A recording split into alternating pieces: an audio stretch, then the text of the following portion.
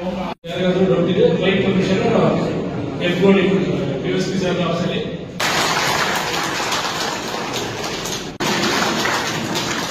ಯಾರು ಮಾಡ್ಕೊಂಡು ಬರ್ತಾ ಇದ್ದೀವಿ. ಪ್ರೊಸೆಷನ್ ಅವ್ರು ಮಾತ್ರ ಅಲ್ಲಿ ಬರ್ತೀವಿ. ಲಾಸ್ಟ್ ಟೈಮ್ ನಮ್ಮಲ್ಲಿ 4 ಜನ ಹುಡುಗರು ಸೇರ್ಕೊಂಡು ನಾವು ಪ್ರೊಸೆಷನ್ ಮಾಡ್ತೀವಿ ಅಂತ ಬಂದ್ವಿ. ನಾವು ಅವಕಾಶ ಇದೆ. ಈ ವರ್ಷ ನಾವು ಹೊಸದಾಗಿ ಮಾಡ್ತಾ ಇದೀವಿ. ಹೊಸದಾಗಿ ಪರ್ಮಿಷನ್ ಕೊಡಿ. ಈ ವರ್ಷದಿಂದ ನಾವು ಮೆರವಣಿಗೆ ಮಾಡ್ತೀವಿ. ಪರ್ಮಿಷನ್ ಇದೆ.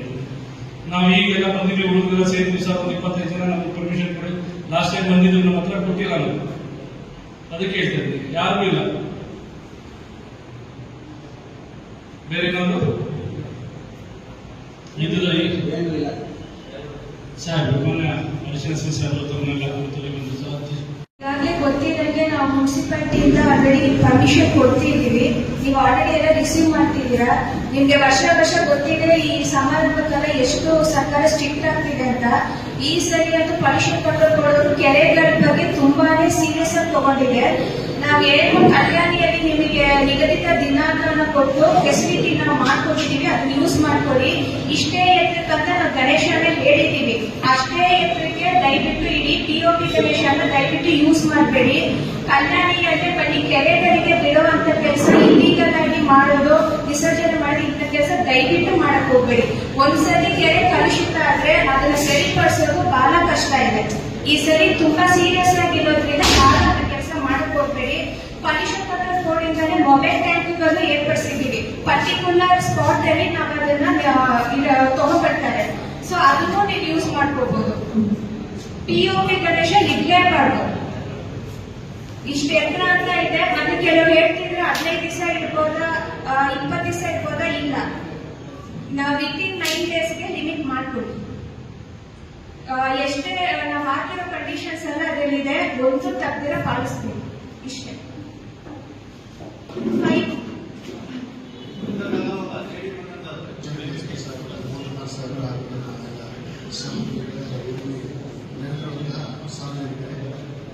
ಇವತ್ತಿನ ದಿವಸ ಇಲ್ಲಿ ಗೌರಿ ಗಣೇಶ ಹಬ್ಬ ಮತ್ತು ಈ ಮೇಳ ಕುರಿತು ಈ ಶಾಂತಿ ಸಭೆ ಏರ್ಪಡಿಸಿದ್ವಿ. ಇವತ್ತಿನ ಹೈಕೋರ್ಟ್ನಲ್ಲಿ ಆದೇಶ ಆಗಿದ್ದು ಗೌರಿ ಗಣೇಶ ಏನು ಪೊಲೀಸರಿಗೆ ಎಲ್ಲ ಸೂಚನೆಗಳನ್ನು ಕಟ್ಟುನಿಟ್ಟಾಗಿ ಪಾಲಿಸಬೇಕು ಅಂತ. ಮುಖ್ಯವಾಗಿ ಸಮಸ್ಯೆ ಬರೋದು ಈ ಗಣೇಶ ಪ್ರತಿಷ್ಠಾಪನೆ ಮಾಡ್ತೀರಲ್ಲ, ನೀವು ಸ್ಟೇಷನ್ನಿಂದ ಪರ್ಮಿಷನ್ ತಗೊಂಡ್ಮೇಲೆ ಎಸ್ಕಾಮಿಂದ ತಗೋಬೇಕು. ಅದಾದ್ಮೇಲೆ ನೀವು ವಿಸರ್ಜನೆ ಮಾಡ್ತೀರಲ್ಲ, ಟ್ರ್ಯಾಕ್ಟರ್ ನಂಬರು, ಆ ಡ್ರೈವರ್ ನಂಬರು ಎಲ್ಲ ಕೊಡಬೇಕು. ಆ ಕುಡಿದು ಆ ಡ್ಯಾನ್ಸ್ ಮಾಡೋದು ಯಾರು ಮಾತ್ರ ಕೇಳೋದಿಲ್ಲ. ಅವನು ಕೂಡ ಯಾರು ನಮ್ಮ ಕಂಡ್ರೂ ಸಿಗಲ್ಲ. ಅವನು ಸ್ಟೇಷನ್ ಬಂದರೆ ಅವನು ಡೀಟೇಲ್ಸ್ ಎಲ್ಲ ತಗೊಂಡು ಒಂದು RC ತಗೋದೆಲ್ಲ ಇಟ್ಕೊಂಡ್ರೆ ನಮ್ಮ ಮಾತು ಕೇಳ್ತಾನೆ ಅವನು. ಇಲ್ಲಾಂದ್ರೆ ಕುಡಿದು ರಸ್ತೆ ತುಂಬ ಕುಡಿದಾಡೋದು ಎಲ್ಲ ಮಾಡ್ತಾರೆ. ಹೊರಗಡೆಯಿಂದ ಈ ಒಂದು ಏನು ವಿಸರ್ಜನೆ ಮಾಡ್ತಿಲ್ಲ, ಈ ಕುಡಿದು ಡ್ಯಾನ್ಸ್ ಮಾಡಿಸೋದಾಗೆ ಸುಮಾರು ಕಡೆಯಿಂದ ಎಲ್ಲ ಜನ ಸೇರ್ತಾರೆ. ಇದೇ ಒಂದು ಉದ್ದೇಶಕ್ಕೆ ನಾವು ಒಟ್ಟು ಮತ್ತು ಟೈಮಿಂಗ್ 10 ಗಂಟೆ ಒಳಗಡೆ ಹೇಳಿರೋದು. ಅದನ್ನು ಕಟ್ಟುನಿಟ್ಟಾಗಿ ಪಾಲಿಸಬೇಕು. ಇಷ್ಟು ನಾನು ಮಾಡ್ತೀನಿ. ಮುಂದೆ ನಮ್ಮ ಜಿಲ್ಲೆ ಇನ್ಸ್ಪೆಕ್ಟರ್ ಮಾತಾಡಬೇಕು. ಈ ವೇದಿಕೆ ಮೇಲೆ ಆಸಕ್ತರಾಗಿರುವಂತಹ ಮಾನ್ಯ ಅಡಿಷನಲ್ ಸರ್ ಹಾಗೂ DSP ಸರ್ ಎಲ್ಲ ನಮ್ಮ ಆನೇಕಲ್ ಉಪವಿಭಾಗದೆಲ್ಲ ಇನ್ಸ್ಪೆಕ್ಟರ್ ಸರ್ ಹಾಗೂ ಇದರ ಇಲಾಖೆ ಏನು ಈ ದಿನ ಹಾಗೂ ಗಣೇಶ ಹಬ್ಬದ ಪ್ರಯುಕ್ತ ಹಮ್ಮಿಕೊಂಡಿರುವ ಶಾಂತಿ ಸಭೆಗೆ ಅವೆಲ್ಲ ಆರಂಭಿಸಿದೆ. ಆಲ್ರೆಡಿ ಎಲ್ಲ ಇನ್ಸ್ಟ್ರಕ್ಷನ್ಸ್ ಸಜೆಷನ್ಸ್ ಎಲ್ಲ ಕೊಟ್ಟಾಗಿದೆ. ಅವೆಲ್ಲ ಇನ್ಸ್ಪೆಕ್ಟರ್ ಸಾಹೇಬ್ ಮಾತಾಡೋದು, ಏಬರ್ ಸಾಹೇಬ್ ಮಾತಾಡೋದು, DSP ಸಾಹೇಬ್ ಎಲ್ಲ ಸೂಚನೆಗಳು ಕೊಟ್ಟಿದ್ದಾರೆ. ನಮ್ಮದೊಂದು ಸೂಚನೆ ಏನು, ನಾನು ನೋಡಿದಂಗೆ ಗಣೇಶ ನಾವು ವಿಸರ್ಜನೆ ಮಾಡೋದನ್ನ ನಾವು ಗಣೇಶ ಧ್ವಜಗಳನ್ನ CC ಕ್ಯಾಮ್ರಾ ಹಾಕಿ ಸೆಕ್ಯೂರ್ ಮಾಡ್ತೀವಿ. ಗಣೇಶ ಅವ್ರನ್ನ ಯಾಕೆ ಪರ್ಮಿಷನ್ ತಗೋಬೇಕು, KBR ಅಂತ ಆಗಲಿ ಹೈಟ್ ಯಾಕೆ ಮುನ್ಸಿಪಾಲಿಟಿ ಅವರು ಹೈಟ್ ಇಷ್ಟೇ ಇರಬೇಕು ಅಂತ ಯಾಕೆ ನಮಗೆ ರಿಸ್ಟ್ರಿಕ್ಟ್ ಮಾಡ್ತಾ ಇದ್ದಾರೆ. ನಾವು ಯಾಕೆ ಪರ್ಮಿಷನ್ ತಗೋಬೇಕು? ಈ ಹಿಂದೆ ಹಲವಾರು ಇನ್ಸಿಡೆಂಟ್ಗಳು ನಡೆದಿದೆ.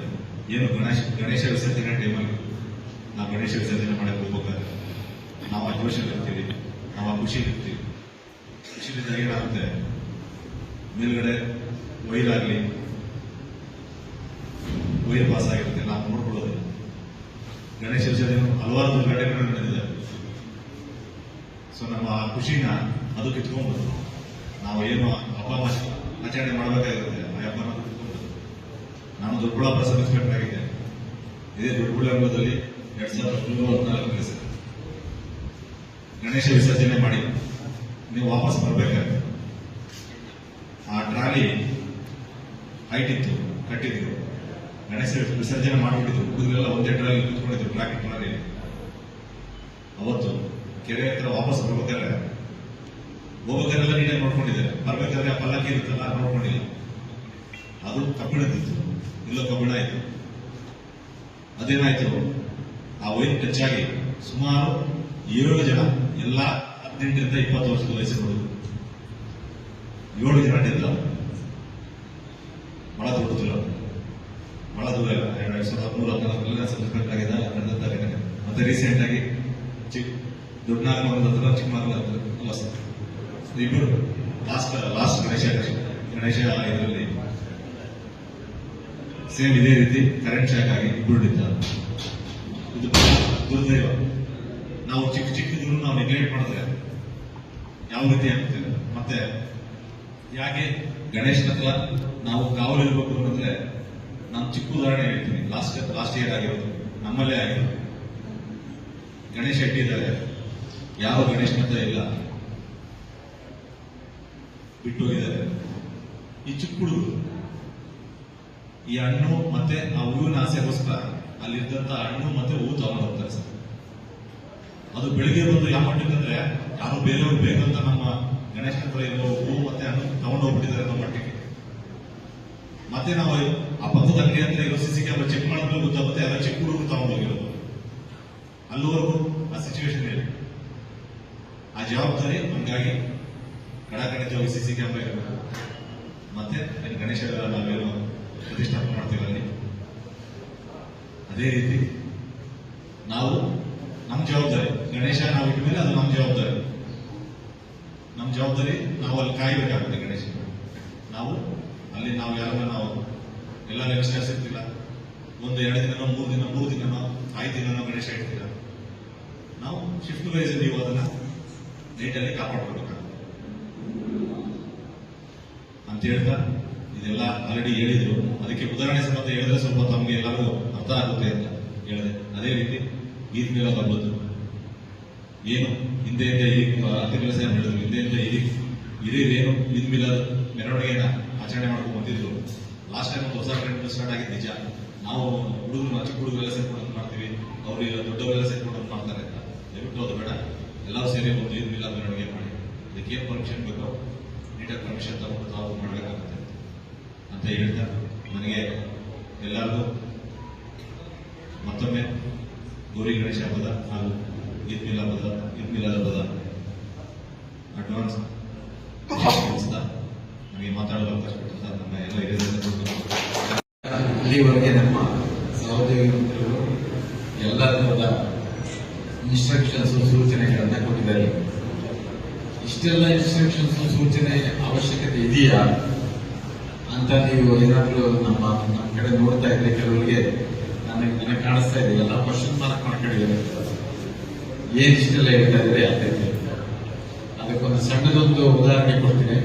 ನಾನು ಮಂಡ್ಯ ಟೌನಲ್ಲಿ ಸಬ್ ಇನ್ಸ್ಪೆಕ್ಟರ್ ಆಗಿದ್ದೆ, ಮಂಡ್ಯ ವೆಸ್ಟ್. ಅಲ್ಲಿ ಶಂಕರ್ ನಗರ ಮುಸ್ಲಿಂ ಬ್ಲಾಕ್ ಅಂತ ಇದೆ. ಅಲ್ಲಿ ಗಣೇಶನ ಭಾರಿ ಜೋರಾಗಿ ಕೊಡಿಸ್ತಾರೆ.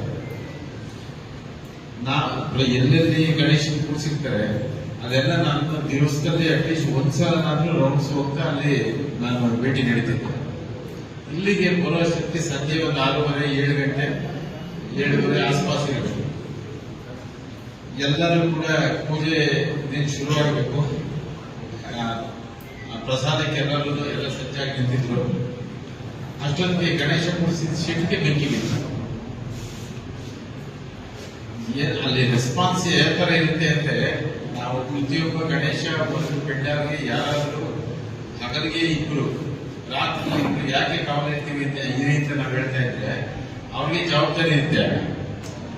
ಅದು ಯಾವ ತರ ಆಯ್ತು ಅಂದ್ರೆ ಯಾರು ಏನ್ ಮಾಡ್ಬೇಕು ಅಂತ ತೋರ್ತಾ ಇಲ್ಲ. ನಾನೊಂದು 50 ಅಡಿ 100 ಅಡಿ ದೂರದಲ್ಲಿದ್ದೆ. ನನ್ನ ಜೊತೆಗೆ ಒಬ್ಬರು ಯೂನಿಫಾರ್ಮ್ ಅಲ್ಲಿ ಒಬ್ರು ಪೊಲೀಸ್ನವರಿದ್ರು, ಮಫ್ತಿಲ್ ಒಬ್ಬರು. ಅವರಿಬ್ರು ಓಡೋಗಿ ಗಣೇಶನ ಅವರಿಬ್ರೆ ಎತ್ಕೊಂಡು ಈಚೆಗೆ ತಗೊಂಡ್ಬಂದ್ರು, ಶೆಟ್ಟಿಂದ ಈಚೆ. ಇನ್ನೊಂದು ನಿಮಿಷ 2 ನಿಮಿಷಕ್ಕೆ ಪೂರ್ತಿ ಶೆಡ್ ಉಳಿದೋಯ್ತು. ಮಂಡ್ಯ ಕಡೆ ಜಾಸ್ತಿ ತೆಂಗಿನಗರಿ ಹಾಕಿ ಮಾಡ್ತಾರೆ ಶೆಡ್, ತೆಂಗಿನ ಒಣಗಿದೆ, ಚೆನ್ನಾಗಿ ಒಣಗಿತ್ತು. ಗಣೇಶನ್ ಈಚೆಗೆ ಎದ್ದು ಬರೆದಿದ್ರೆ ಶೆಡ್ ಸಮೇತ ಗಣೇಶನ್ ಬೆಂಕಿ ಬಿದ್ದುಬಿಡೋದು. ಇದೇ ಇನ್ಸಿಡೆಂಟ್ ಮಧ್ಯರಾತ್ರಿలో ಬೆಳಗಿನ ಜಾವನ ಆದ್ರೆ ಏನಾಗುತ್ತೆ? ಬೆಳಿಗ್ಗೆ ಅಷ್ಟೊತ್ತಿಗೆ ನಿಮ್ಮ ಏನು ಸೋಷಿಯಲ್ ಮೀಡಿಯಾ ಇವರು ವಾರಿಯರ್ಸ್ ಏನೇನಿರ್ತಾರೆ ಎಲ್ಲ ಬೆಳಿಗ್ಗೆ ನಾವೆದ್ದು ಕಣ್ಬಿಡೋ ಅಷ್ಟೊತ್ತಿಗೆ ಅದನ್ನ ಇಂಟರ್ನ್ಯಾಷನಲ್ ಲೆವೆಲ್ ತಾಂಡೋಗ್ಬಿಟ್ಟಿರ್ತಾರೆ. ಏನೋ ನಾವೆಲ್ಲ ಇದ್ದದಕ್ಕೆ ನಮ್ಮ ಕಣ್ಣು ಮುಂದೆ ಆಗಿದ್ದಕ್ಕೆ ನಾವೇ ಸಾಕ್ಷಿ ಇದ್ದಿದ್ದಕ್ಕೆ ಏನೂ ಆಗಲಿಲ್ಲ. ಏನಪ್ಪಾ ಅಂದ್ರೆ ಆಗಿದ್ದು ಶಾರ್ಟ್ ಸರ್ಕ್ಯೂಟ್. ನೀವು ಪ್ರತಿ ಸಲ ಯಾರಿಗೇ ಅಲ್ಲಿ ಗಣೇಶ ಶೆಟ್ಟಿಗೆ ಕನೆಕ್ಷನ್ ಕೊಡಿಸೋದಿದ್ರೆ ವೈರಿಂಗ್ ಎಲ್ಲ ಚೆನ್ನಾಗಿರೋ ತರ ನೋಡ್ಬೇಕು. ಅವ್ನು ಎಲ್ಲೆಲ್ಲಿ ಬೇಕಾದ್ರೆ ಅಲ್ಲಲ್ಲೇ ಅದನ್ನ ವೈರ್ ಈಚೆ ಸ್ಕಿನ್ನಿಂಗ್ ಮಾಡಿ ಜಾಯಿಂಟ್ ಮಾಡಿರ್ತಾರೆ. ಎಷ್ಟೋ ಸಲ ಅವಕ್ಕೆ ಒಂದು ಟೇಪು ಸುತ್ತಿರಲ್ಲ. ಅದೊಂಥರ ಏನಾಗುತ್ತೆ ಆ ತರ ಓವರ್ ಕಾನ್ಫಿಡೆನ್ಸ್. ಎಸ್ಪೆಷಲಿ ಶಾರ್ಟ್ ಸರ್ಕ್ಯೂಟ್ಗೆ ಕ್ಲೋನ್ ಆಗಿರುತ್ತೆ. ಕಟ್ಟೆ ಇರುತ್ತೆ, ಗರಿ ಇರ್ತವೆ, ಏನೋ ಒಣಗಿರೋ ಕೊಂಬಿರುತ್ತೆ. ಆ ತರದಿರೋದ್ರಿಂದ ಸ್ವಲ್ಪ ಶಾರ್ಟ್ ಸರ್ಕ್ಯೂಟ್ ಆದ್ರೂ ಪ್ರಾಬ್ಲಮ್ ಆಗುತ್ತೆ. ನೆಕ್ಸ್ಟ್ ಪ್ರೊಸೆಷನ್ ಅಲ್ಲಿ ನೀವು ಹೋಗ್ಬೇಕಾದ್ರೆ ಅಟ್ಲೀಸ್ಟ್ ಹಗಲಿದ್ದು ಕಣ್ಣಿಗೆ ಕಾಣಿಸ್ತಾ ಇದ್ರೆ ವೈರ್ ಎಲ್ಲಿದೆ ಏನಿದೆ ಗೊತ್ತಾಗುತ್ತೆ. ಯಾಕಂದ್ರೆ ಟ್ರಾಕ್ಟರ್ ಟ್ರೈಲರ್ ಅಲ್ಲಿ ಹಿಂದೆಗಡೆ ಬಾಡಿ ಎತ್ತರವಾಗಿ ಸ್ಟೀಲ್ ಸ್ಟ್ರಕ್ಚರ್ ಇರುತ್ತೆ, ಅದಕ್ಕೆಲ್ಲ ಹೂವಿಂದ ಎಲ್ಲ ಅಲಂಕಾರ ಮಾಡಿದೆ. ಎಲ್ಲ ವೈರ್ಗೆ ಬಂದ್ರೆ ಮೇಲ್ಗಡೆ ಅದು ಸ್ವಲ್ಪ ಹಿಂಗೆ ಡೌನ್ ಮಾಡೋ ಅವಶ್ಯಕತೆ ಇರುತ್ತೆ. ಅದು ಮಾಡ್ತಾ ಇರ್ತೀರ. ಆದ್ರೆ ವಾಪಸ್ ಬರ್ಬೇಕಾದ್ರೆ ಅಷ್ಟೊಂದು ಬುದ್ಧಿವಂತಿಕೆ ಆಗಲಿ ಅಷ್ಟೊಂದು ವ್ಯವಧಾನ ಆಗಲಿ ಇರೋದಿಲ್ಲ. ನಿಮ್ಮ ಬೇಗ ಮನೆ ಬಂದು ಸೇರ್ಕೋಬೇಕಷ್ಟೆ. ಅವಾಗ ಅಪಘಾತಗಳು ಜಾಸ್ತಿ ಆಗ್ತವೆ. ಸುಮಾರು ಸಲ ನಾವು ಹೇಳ್ತೀವಿ, ನೀವು ಯಾರ್ಯಾರು ಅಲ್ಲಿ ಕಾರ್ಯಕರ್ತಿರ್ತೀರಾ ಅವ್ರಿಗೆಲ್ಲ ಒಂದೇ ಕಲರ್ ಟಿ ಶರ್ಟ್ ಕೊಡಿ, ಬೇಕಾದ್ರೆ ನಂಬರ್ ಹಾಕೊಡಿ. ಅವಾಗ ವಿಸರ್ಜನೆಗೆ ವಿಸರ್ಜನೆ ಮಾಡಕ್ ಹೋದವರು ಎಷ್ಟು ಜನ ಕ್ಷೇಮವಾಗಿ ಬಂದ್ರ ಇಲ್ವಾ ಅನ್ನೋದು ನಿಮಗೆ ಗೊತ್ತಾಗುತ್ತೆ. ಅದು ತಪ್ಪಿರುತ್ತೆ. ಎಷ್ಟೋ ಸಲ ಡೆಸಿಗ್ನೇಟೆಡ್ ಪ್ಲೇಸ್ ಆಗಿರಲ್ಲ. ನೀವು ಇಷ್ಟ ಬಂತೀರಿ ಎಲ್ಲ ಕೆರೆ ಪೊಲೀಸ್ನವ್ರನ್ನ ಕೇಳೋದು ತಗೊಂಬಲ್ಲ. ಅಲ್ಲಿ ಇಲ್ಯುಮಿನೇಷನ್ ಇರಲ್ಲ, ಅಥವಾ ಕೆರೆಯಲ್ಲಿ ಯಾರಾದ್ರೂ ಮಣ್ಣೆ ತಿಂದ್ರೆ ಸಡನ್ ಆಗಿ ಹಳ್ಳ ಇರುತ್ತೆ. ಎಲ್ಲ ಈಜುಗಾರಿರಲ್ಲ, ಉತ್ಸಾಹ ಇರುತ್ತೆ. ಅಂತ ಸಮಯದಲ್ಲಿ ನೀವು ಹುಷಾರಾಗಿ ನೋಡ್ಕೋಬೇಕಾಗುತ್ತೆ. ಅದು ನಿಜವಾಗೂ ಕ್ಷೇಮ. ಅಲ್ಲಿ ಹೋಗಿ ಗಣೇಶನ್ ಬಿಟ್ಟು ಬರೋದು ಏನು ತೊಂದರೆ ಆಗದಂಗೆ ಬರ್ಬೋದಾ ಅನ್ನೋದು ಆಲೋಚನೆ ನಿಮ್ಮ ಮನಸ್ಸಲ್ಲಿ ಇರಬೇಕು. ನೆಕ್ಸ್ಟ್ ಈ ಕೆಲವು ಸಲ ಹಳ್ಳಿಗಳ ಕಡೆ ಗಣೇಶ ಕೂಡಿಸಿದ್ರೆ ಏನ್ ಮಾಡ್ತೀರಾ? ಒಂದು ಗಣೇಶ ಆದ್ರೆ ಪರವಾಗಿಲ್ಲ, ಒಂದು ಹಳ್ಳಿ ಚಿಕ್ಕದಿರುತ್ತೆ, ಚಂದ ಕೊಡೋರು ಕಮ್ಮಿ ಇರ್ತಾರೆ. ಅವಾಗ ಏನಾಗುತ್ತೆ, ಎರಡೆರಡು ಗಣೇಶ ಆಗುತ್ತೆ ಅಲ್ಲಿ. ಅದೇ ನಾವು ಇಂಥ ದಿನನೇ ಇಂಥ ಸಮಯದಲ್ಲೇ ಮೆರವಣಿಗೆ ಒಟ್ಟಿಗೆ ಹೊರಡಬೇಕು, ಅದೇ ರೋಡಲ್ಲೇ ಹೋಗ್ಬೇಕು. ಆತರ ಸಂದಿಗ್ಧ ಪರಿಸ್ಥಿತಿಗೆ ನಮಗೆ ಸಿಲುಕಿಸುತ್ತೆ. ಅವಾಗ ಊರಿನಲ್ಲಿರೋರು ಯಾರು ಹಿರಿಯರಿರ್ತೀರೋ ಮುಖಂಡಿರ್ತಾರೆ, ನೀವು ಕೂತ್ಕೊಂಡಾದ್ರು ಸಾಲ ಮಾಡಬೇಕು.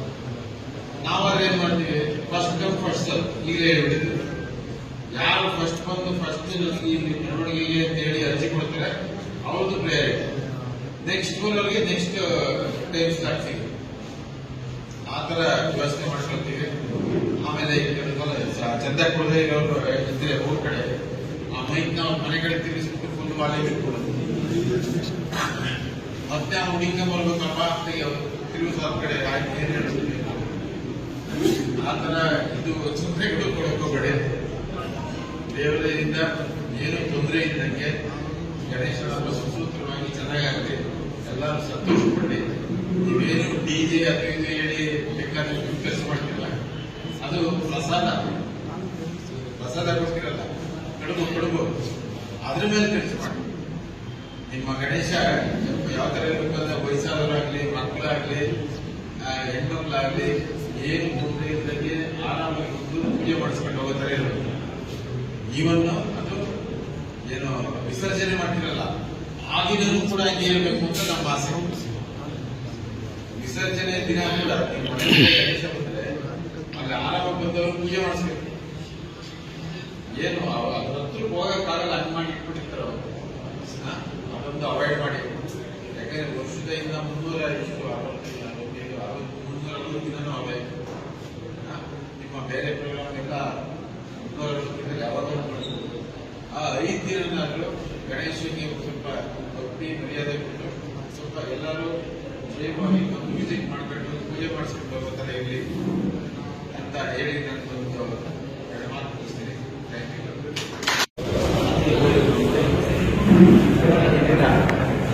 ಗೌರಿ ಗಣೇಶ ಹಬ್ಬದ ಪ್ರಯುಕ್ತ ಆನೇಕಲ್ ತಾಲೂಕಿನ ಎಲ್ಲ ಪೊಲೀಸ್ ಠಾಣೆಗಳಿಂದ ಸಾರ್ವಜನಿಕರನ್ನು ಕರೆಸಿ ಈ ಒಂದು ಶಾಂತಿ ಸಭೆಯನ್ನು ಆಯೋಜಿಸಲಾಗಿದೆ. ಇದಕ್ಕೆ ಆನೇಕಲ್ ಜಿಲ್ಲೆ ಅವರು ಹಾಗೂ ಎಲ್ಲ ಡಿವಿಷನ್ ಜಿಲ್ಲಾ ಇನ್ಸ್ಪೆಕ್ಟರ್ಗಳು ಕೂಡ ಭಾಗವಹಿಸಿದ್ದಾರೆ. ಈ ಶಾಂತಿ ಸಭೆಯ ಮುಖ್ಯ ಉದ್ದೇಶ ಗೌರಿ ಗಣೇಶ ಹಬ್ಬವನ್ನು ಯಾವುದೇ ತೊಂದರೆ ಇಲ್ಲದಂತೆ ಸುಸೂತ್ರವಾಗಿ ಯಾರ ಭಾವನೆಗಳಿಗೂ ಧಕ್ಕೆಯಾಗದಂತೆ ಯಾವುದೇ ಪ್ರಾಣಕ್ಕಾಗಲಿ ಇನ್ನೊಂದಕ್ಕಾಗಲಿ ಏನು ತೊಂದರೆ ಇಲ್ಲದಂಗೆ ವ್ಯವಸ್ಥಿತವಾಗಿ ಇರಬೇಕು ಅಂತ ಹೇಳಿ ನಮ್ಮ ಆಶಯ. ಹಾಗಾಗಿ ಯಾರ್ಯಾರೇ ಗಣೇಶ ಹಬ್ಬಕ್ಕೆ ಸಾರ್ವಜನಿಕ ಸ್ಥಳದಲ್ಲಿ ಖಾಸಗಿ ಸ್ಥಳದಲ್ಲಿ ಒಂದು ಸ್ವಲ್ಪ ದೊಡ್ಡ ಮಟ್ಟದಲ್ಲಿ ಕೂಡಿಸ್ತಾರೆ ಅವರಿಗೆ ವಿಶೇಷವಾದ ಸೂಚನೆಗಳನ್ನು ಕೊಟ್ಟಿದ್ದೀವಿ. ಅದನ್ನು ಎಲ್ಲರೂ ಕೂಡ ಪಾಲನೆ ಮಾಡ್ತಾರೆ ಅಂತ ನಮ್ಮ ನಂಬಿಕೆ ಇದೆ. ಈ ಗಣೇಶ ಹಬ್ಬದಲ್ಲಿ ಯಾವುದೇ ಸಾವು ನೋವಿಗೆ ಅವಕಾಶ ಆಗದಂತೆ ಸುಸೂತ್ರವಾಗಿ ಸಂತೋಷವಾಗಿ ಎಲ್ಲ ಹಬ್ಬ ಮಾಡಲಿ ಅಂತ ಹಾರೈಸಿ ದೊಡ್ಡ ಮಾತನಾಡ್ತೀವಿ. ಸರ್ ಎಷ್ಟೊತ್ತು ಸರ್